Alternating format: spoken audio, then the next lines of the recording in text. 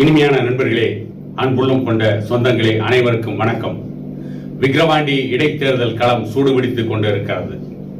விக்கிரவாண்டி இடைத்தேர்தலில் ஆளுகின்ற திமுகவிற்கும் பாட்டாளி மக்கள் கட்சிக்கும் கடுமையான போட்டி நிலவுகிறது. இதிலே திமுக எப்படியாவது வெற்றி பெற்றுவிட வேண்டும் என்று படாத பாடுபட்டுக் கொண்டிருக்கிறது.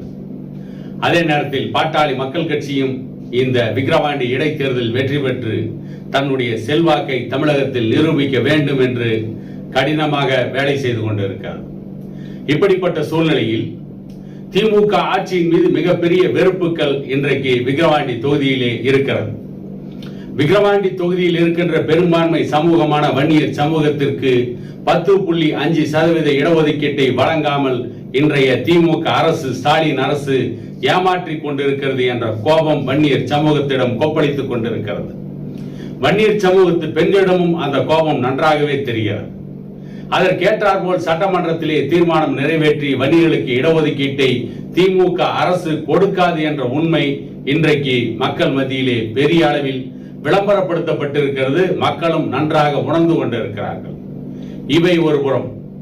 திமுகவின் விழுப்புரம் மாவட்ட அமைச்சராக இருக்கின்ற பொன்முடி ஏற்கனவே வழக்கில் தண்டனை பெற்று உச்சநீதிமன்றத்தில் மேல்முறையீடு செய்து மீண்டும் மந்திரியாகி விழுப்புரம் மாவட்டத்தை தன்னுடைய கட்டுப்பாட்டிலே வைத்துக் கொண்டிருக்கின்ற அமைச்சர் பொன்முடி.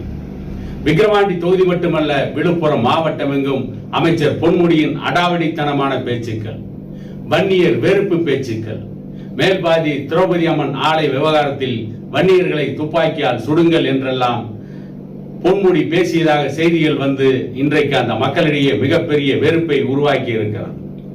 சமீபத்தில் கள்ளக்குறிச்சியிலே நடந்த விஷச்சாராய மரணம், திமுக ஆட்சி விஷச்சாராயத்தை கட்டுப்படுத்த தவறியது மட்டுமல்ல, திமுகவின் 2 எம்எல்ஏக்களுக்கே தொடர்பு இருக்கிறது என்ற செய்தியெல்லாம் இன்றைக்கு விக்கிரவாண்டியிலே மிகப்பெரிய அளவிலே அந்த மக்களுக்கு ஒரு மிகப்பெரிய அதிர்ச்சி ஏற்படுத்தி இருக்கிறது. அந்த பகுதியிலே இருக்கின்ற தாழ்த்தப்பட்ட சமூக மக்கள், தலித் சமூக மக்கள், கள்ளக்குறிச்சியிலே பெருமளவு மரணம் அடைந்தவர்கள், விஷச்சாராயம் குடித்து இறந்தவர்கள் தாழ்த்தப்பட்ட சமூகத்து மக்களாகவே இருக்கிறார்கள். ஆகவே தாழ்த்தப்பட்ட சமூகத்து மக்களுக்கு பாதுகாப்பு அரணாக இருப்போம் என்று சொன்ன திமுக அரசு தாழ்த்தப்பட்ட மக்களுக்கே விஷச்சாராயத்தை கட்டுப்படுத்த தவறி அந்த விஷச்சாராயத்தை குடித்து அந்த மக்கள் மாண்டது அந்த மக்கள் மத்தியிலே மிகப்பெரிய வெறுப்பை திமுக அரசின் மீது உருவாக்கி வைத்திருக்கிறது. அதே நேரத்தில் தாழ்த்தப்பட்ட சமூகத்தின் தலைவர் என்று சொல்லிக் கொள்கின்ற திருமாவளவன் மென்மையான போக்கை திமுக அரசின் மீது கடைபிடிக்கிறார். கள்ளக்குறிச்சி விஷச்சாராய மரணத்தில் அவர் நடந்து கொண்ட விதம் தாழ்த்தப்பட்ட சமூக மக்களுக்கு மிகப்பெரிய வெறுப்பை திருமாவளவன் மீது ஏற்படுத்தி இருக்கிறது. இவையெல்லாம் திமுகவிற்கு எதிராக திரும்ப இருக்கிறது. அதே நேரத்தில் ஜெகத் ரட்சகன் என்கின்ற திமுகவின் மந்திரி தேவையில்லாமல் போய் விக்கிரவாண்டி தொகுதியிலே பாட்டாளி மக்கள் கட்சியின் தலைவர் டாக்டர் ஐயா அவர்களும் அன்புமணி ராமதாஸ் அவர்களும் வன்னியர்களுக்கு என்ன செய்தார்கள் என்று ஒரு கேள்வியை கேட்டிருக்கிறார். அதற்கு பதில் சொன்ன அந்த பெரும்பாலான மக்களே சொல்லி இருக்கிறார்கள், வீரவன்னியர் பேரவை என்று ஒரு இயக்கத்தை நடத்தி அதன் மூலம் தன்னை பலப்படுத்திக் கொண்டு திமுகவில் சேர்ந்து மத்திய அமைச்சரான ஜெகத் ரட்சகன் இந்த வன்னியர் சமூகத்திற்கு என்ன செய்தார்? எதையும் செய்யவில்லை.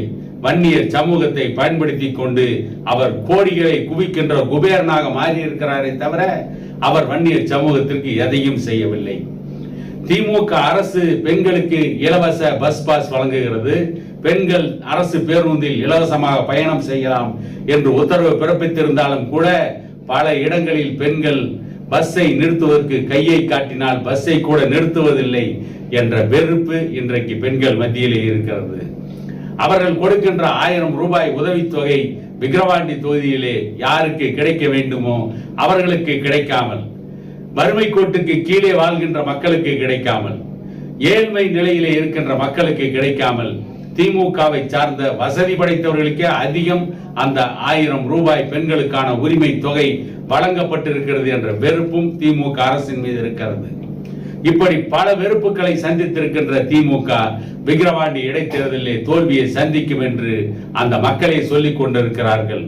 ஆனாலும் பணத்தை இறக்கிவிட்டு 50 ஆண்டுகளில் கிட்டத்தட்ட 25 ஆண்டுகள் தமிழகத்தை ஆண்டு கோடிக்கணக்கில் கொள்ளையடித்து வைத்திருக்கின்ற பணத்தை கொடுத்து வெற்றி பெற்று விடலாம் என்று திமுக நம்புகிறது.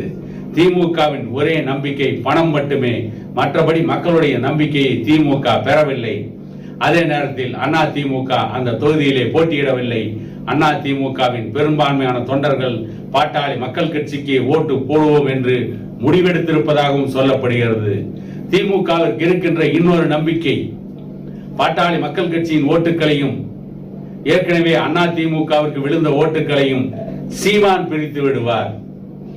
சீமான் அப்படி ஓட்டுகளை பிரிக்கின்ற பொழுது திமுக சொற்ப ஓட்டுகளிலாவது வெற்றி பெற்றுவிட முடியும் என்று கனவு கண்டு கொண்டிருக்கிறார்கள்.